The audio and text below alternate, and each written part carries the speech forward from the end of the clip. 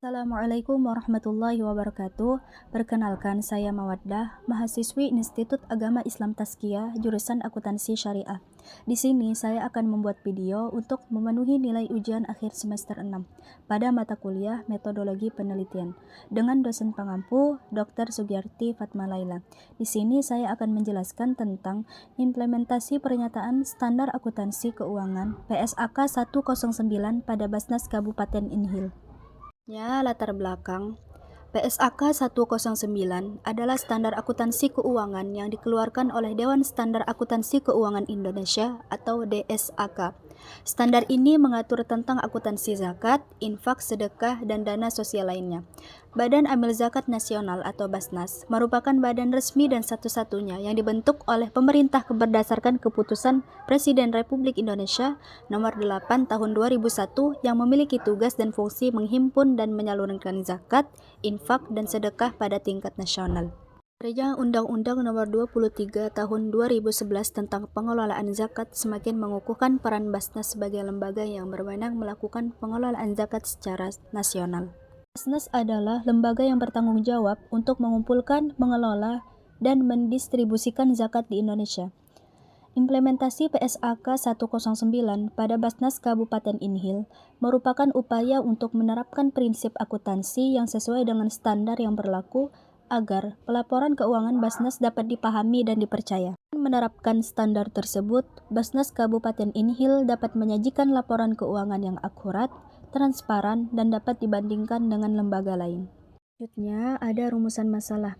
Yang pertama itu, sejauh mana sih Basnas Kabupaten Inhil mengimplementasikan PSAK 109 dalam pengelolaan dan pelaporan keuangan zakat? Yang kedua, apa saja sih tantangan yang dihadapi oleh Basnas Kabupaten Inhil dalam mengimplementasikan PSAK 109? Yang ketiga itu, bagaimana implementasi PSAK 109 pada transparansi dan akuntabilitas pengelolaan dana zakat Basnas Kabupaten Inhil? Selanjutnya ada tujuan penelitian. Yang pertama itu, penelitian ini bertujuan untuk mengevaluasi tingkat kepatuhan Basnas Kabupaten Inhil terhadap PSAK 109. Penelitian ini dapat melibatkan analisis terhadap praktik pengelolaan dana zakat, infak, dan sedekah yang dilakukan oleh Basnas Kabupaten Inhil untuk memastikan kesesuaian dengan ketentuan PSAK 109.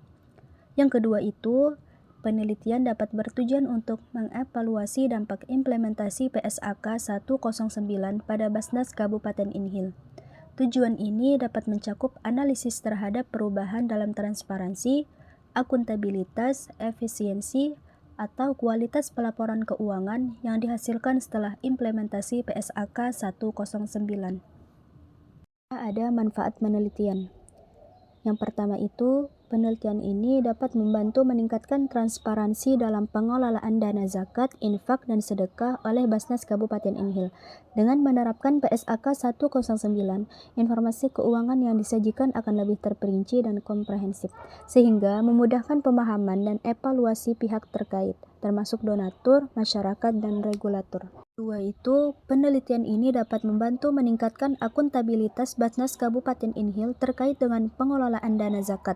Dengan mengimplementasikan PSAK 109, Basnas Kabupaten Inhil akan dapat memberikan laporan keuangan yang lebih akurat, kredibel, dan dapat dipertanggungjawabkan kepada donatur dan pihak-pihak yang terlibat. Penelitian ini dapat mengidentifikasi praktik pengelolaan dana zakat, infak, dan sedekah yang efisiensi dan sesuai dengan PSAK 109. Dengan demikian, Basnas Kabupaten Inhil dapat melakukan perbaikan dan peningkatan dalam proses pengelolaan dana, termasuk pengumpulan alokasi dan distribusi dana zakat, sehingga manfaat yang dihasilkan dari dana tersebut dapat lebih optimal. Penelitian ini dapat membantu memperbaiki tata kelola dan pengelolaan dana zakat, infak, dan sedekah oleh Basnas Kabupaten Inhil, sehingga memberikan manfaat yang lebih besar bagi penerima manfaat dan meningkatkan kepercayaan masyarakat terhadap pengelolaan dana zakat. Selanjutnya ada kajian teori. Uji keabsahan yang digunakan dalam penelitian ini meliputi pengujian kredibilitas, seperti melakukan peningkatan ketekunan, Artinya, kepalitan data diurutkan secara sistematis dan perlu dicek secara lebih cermat dan berkesinambungan, agar memperoleh data yang akurat dari dokumentasi yang ada. Selain itu juga, menggunakan bahan referensi dengan melengkapi data pendukung dari buku, dasar hukum maupun hasil peneliti terdahulu sebagai bentuk pembuktian dari data yang telah diperoleh peneliti. Selanjutnya, di kajian teori, peneliti menjelaskan tentang pengertian zakat, pengertian PSAK, dan pengertian akuntansi syariah. Yang pertama itu, peneliti menjelaskan tentang pengertian zakat. Zakat adalah salah satu dari 5 pilar utama dalam agama Islam. Secara harfiah, zakat berarti pembersihan. Zakat merupakan kewajiban sosial dan ibadah bagi umat Islam yang memiliki kemampuan keuangan tertentu. Zakat adalah sumbangan atau kontribusi yang diberikan secara berkala kepada mereka yang berhak menerimanya dalam rangka membantu memperbaiki kondisi sosial dan mengurangi kesenjangan ekonomi. Secara konseptual, zakat merupakan bentuk redistribusi kekayaan dan solidaritas sosial dalam Islam. Hal ini bertujuan untuk memenuhi hak-hak masyarakat yang kurang mampu dan memperkuat hubungan sosial antara individu dan komunitas Muslim. Zakat tidak hanya bertujuan untuk membantu orang miskin dan memenuhi kebutuhan dasar mereka, tetapi juga untuk mempromosikan keadilan sosial, membantu mengentaskan kemiskinan, dan membangun kesejahteraan sosial. Zakat diwajibkan atas harta yang mencapai nisab tertentu setelah berlalu 1 tahun Hijriah. Besaran zakat yang harus dikeluarkan adalah sebanyak 2,5% dari total harta yang memenuhi syarat zakat. Zakat ini diberikan kepada 8 golongan penerima zakat yang telah dijelaskan secara rinci dalam Al-Quran. Yang pertama itu fakir miskin, orang-orang yang berada dalam perjalanan atau musafir, pegawai yang ditugaskan untuk mengumpulkan zakat, orang-orang yang baru masuk Islam atau mu'allaf, budak yang ingin memerdekakan diri, orang yang berhutang, perjuangan di jalan Allah atau fisabilillah, dan amil zakat, yaitu petugas yang mengelola zakat. Selanjutnya, peneliti menjelaskan pengertian PSAK. PSAK adalah serangkaian standar akuntansi yang diterbitkan oleh Dewan Standar Akuntansi Keuangan atau DSAK di Indonesia. PSAK mengatur prinsip dan tata cara penyusunan laporan keuangan yang relevan, dapat diandalkan, dan sesuai dengan prinsip-prinsip akuntansi yang berlaku. PSAK digunakan sebagai panduan dalam pelaporan keuangan oleh entitas di Indonesia, baik itu perusahaan publik maupun non-publik. Tujuan utama dari PSAK adalah untuk menyediakan kerangka kerja yang konsisten dan komprehensif dalam mengukur, mengenali, dan mengungkapkan informasi keuangan entitas.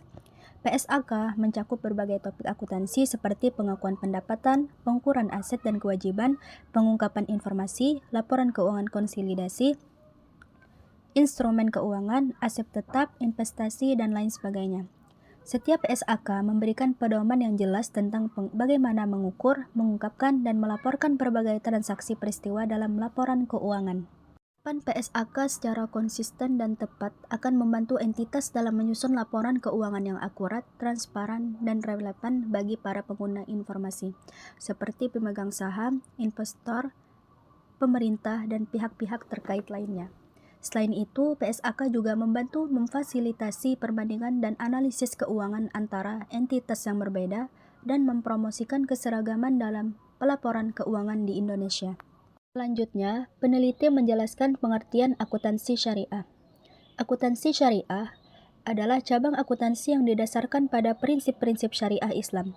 Akuntansi syariah mengintegrasi aspek keuangan, etika, dan hukum Islam dalam pengelolaan dan pelaporan keuangan. Tujuan utama akuntansi syariah adalah untuk memastikan bahwa transaksi keuangan dilakukan dengan cara yang sesuai dengan prinsip-prinsip syariah. Prinsip-prinsip utama dalam akuntansi syariah yang pertama itu adalah tauhid. Prinsip tauhid menekankan kepercayaan kepada Allah sebagai satu-satunya Tuhan dan mengakui bahwa segala sesuatu berasal dari Allah Subhanahu wa Ta'ala. Dalam konteks akuntansi, prinsip ini menekankan pentingnya integritas, kejujuran, dan keadilan dalam pengelolaan keuangan. Yang kedua itu ada larangan riba.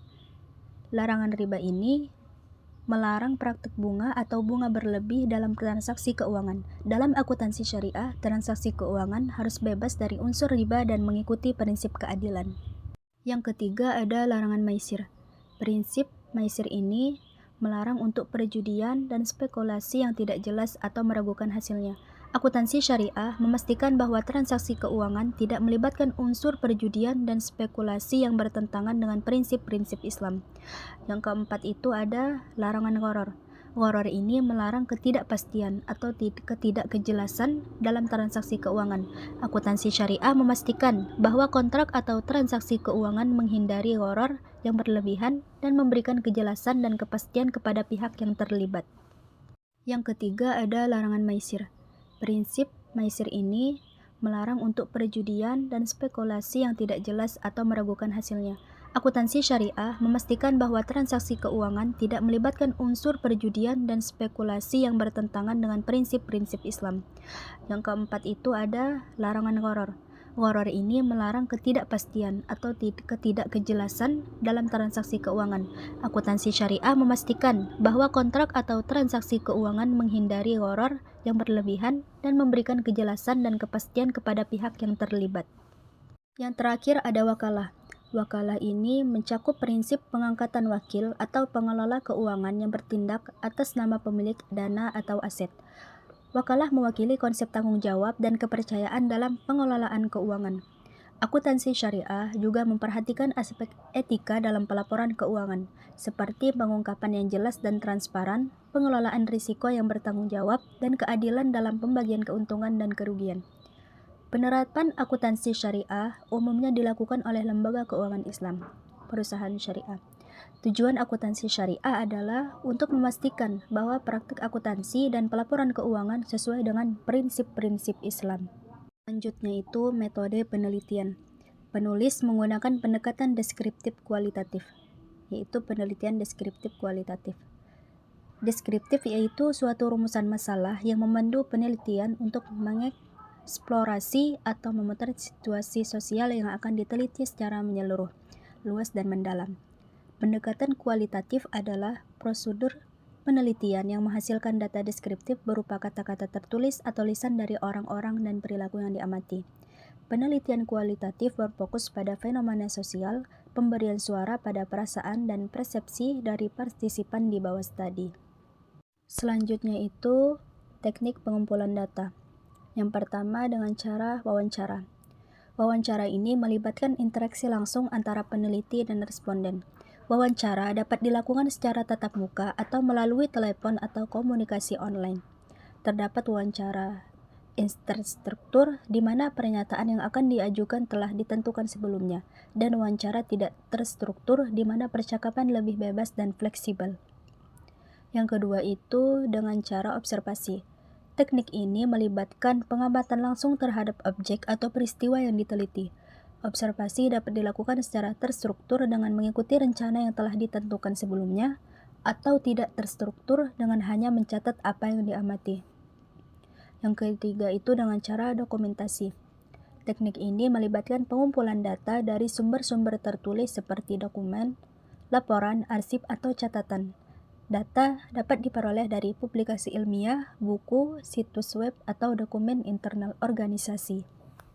Selanjutnya, jenis data. Yang pertama itu ada data primer. Data primer ini disebut juga data tangan pertama. Data primer ini diperoleh langsung dari subjek penelitian dengan menggunakan alat pengukuran atau alat pengambil data, langsung pada subjek sebagai informasi yang dicari. Yang kedua itu ada data sekunder. Data sekunder yaitu berupa data penetapan subjek penelitian yang diperolehnya dari buku, referensi yang berkaitan dengan penelitian. Selanjutnya ada kesimpulan. Yang pertama itu ada PSAK 109 yang menjelaskan tentang akuntansi zakat, infak, sedekah, dan wakaf. Adalah standar akuntansi yang mengatur bagaimana lembaga nirlaba seperti Basnas atau Badan Amil Zakat Nasional Kabupaten Inhil harus mengelola dan melaporkan transaksi zakat, infak, sedekah, dan wakaf secara akuntansi. Selanjutnya yang kedua itu adalah implementasi PSAK 109 pada Basnas Kabupaten Inhil. Diharapkan dapat meningkatkan transparansi dan akuntabilitas dalam pengelolaan dana zakat. Bantu masyarakat lebih percaya dan yakin bahwa dana yang mereka sumbangkan dikelola dengan baik dan sesuai tujuan. Juga dengan mengikuti PSAK 109, Basnas Kabupaten Inhil memungkinkan akan menghadapi tantangan tertentu, terutama dalam hal pengelolaan dan pelaporan akuntansi yang lebih komprehensif. Karena itu, Kemungkinan perlu ada penyesuaian proses dan sistem akuntansi untuk memenuhi persyaratan standar tersebut. Tempat itu, implementasi PSAK 109 diharapkan juga dapat membantu Basnas Kabupaten Inhil memperoleh informasi keuangan yang lebih tepat dan relevan, yang dapat membantu dalam pengambilan keputusan yang lebih baik untuk meningkatkan efisiensi dan efektivitas penggunaan dana zakat, infak, sedekah, dan wakaf. Sekian presentasi dari saya tentang implementasi Pernyataan Standar Akuntansi Keuangan PSAK 109 pada Basnas Kabupaten Inhil. Kurang dan lebihnya saya minta maaf. Wassalamualaikum warahmatullahi wabarakatuh.